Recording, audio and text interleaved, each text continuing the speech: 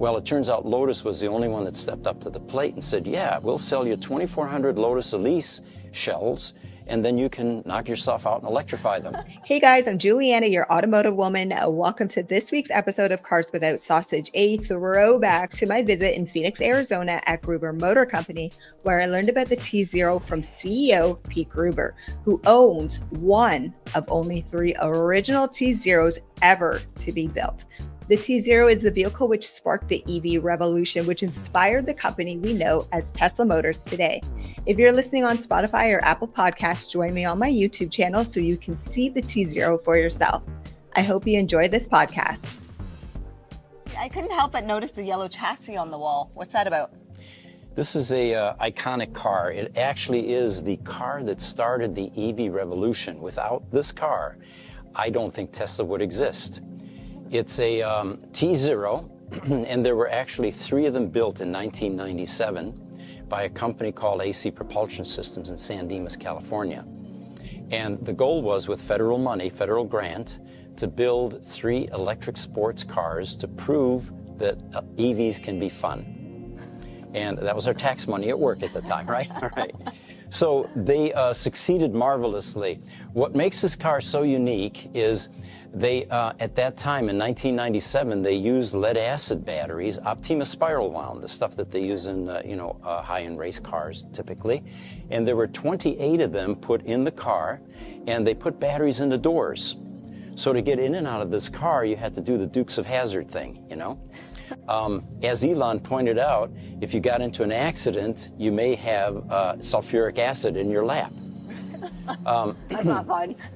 So what we have here is a cutaway version, and the reason that it's exposed like this is this poor car went through a fire in 2017, and the shell burned off. We sandblasted it, painted it yellow, and then we put batteries back in to show where they were placed. The transaxle on this is actually partially melted. It's aluminum, so you can see how hot the fire got, but the motor mostly survived intact, and you can see it's not much different in terms of size than a Tesla Roadster motor. Yeah. So after they had this car functioning, all 3 of them, they took it to Laguna Seca and they began to do some time trials with it, and they realized that this car does 0 to 60 in 4 seconds. Oh my God. In 1997, that was embarrassing a lot of Lamborghinis and Ferraris and McLarens on the track. Yep. People quickly took notice, and Martin Eberhart was one of the first to come see this company, AC Propulsion Systems, and loved the car, asked them if they were going to mass produce it, and they said, no, we're an engineering company. We're not a car manufacturer. So he asked them, do you mind if I do it? He had just sold an ebooks business, and he was flush with cash. And anyway, they actually gave him one of the 3 as a test mule. The first thing he commissioned them to do was to convert those lead acid batteries, which were only good for about 80 miles range, to lithium ion. And they put a lithium ion pack on both sides, and now the car got close to 300 miles range. Wow. Now they realized they had a viable market for an electric EV sports car. Yeah, 300 miles still in today's day and age is good. It's pretty good, yes. Right? 6 months later or so, Elon Musk heard about the car. He was allegedly at a candlelight vigil in the Bay Area where people were mourning the passing of the GM EV1, which was crushed. GM wouldn't let the owners keep the cars, even though they thoroughly enjoyed them. And he looked around. This is the legend, or the story anyway.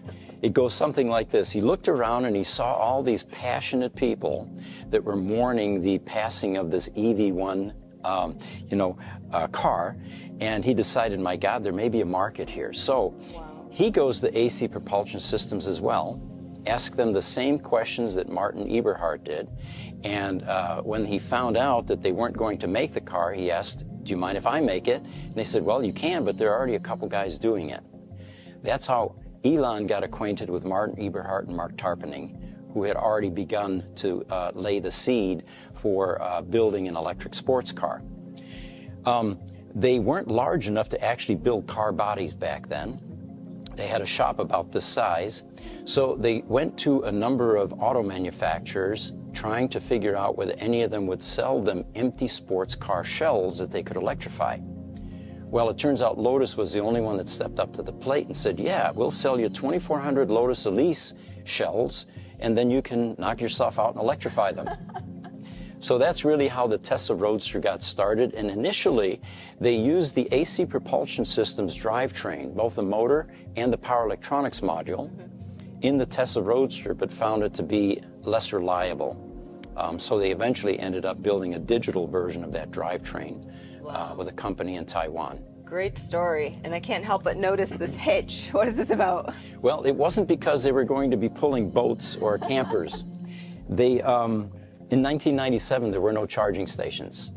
And when you ran out of juice, especially with only 80 miles, there was a Honda generator that was built that actually was towed behind the car.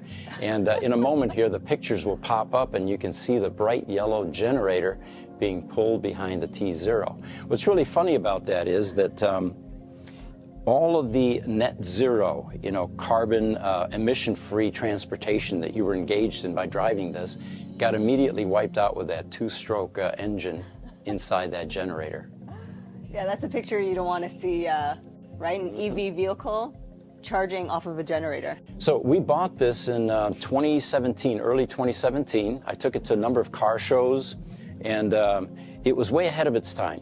It not only had regen braking, but it had adjustable regen braking. So when you dialed it all the way to max, you were definitely doing one-pedal driving, because if you let off the accelerator, it was starting to stop the car. Wow. The second thing that it had that even cars today, many of them don't have, including Teslas, is it had vehicle-to-grid, V2G.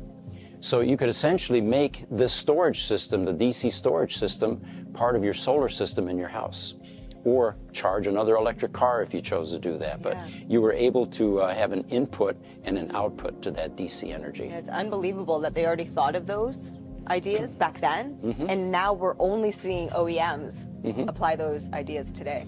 That's incredible. The design is actually the brainchild of Al Capone, and that's what AC stands for. Everybody thinks it's alternating current because AC-DC. But no, it was actually Al Capone that not only got the grant money, but also was this was his brainchild. He was responsible for the design. Absolutely amazing story.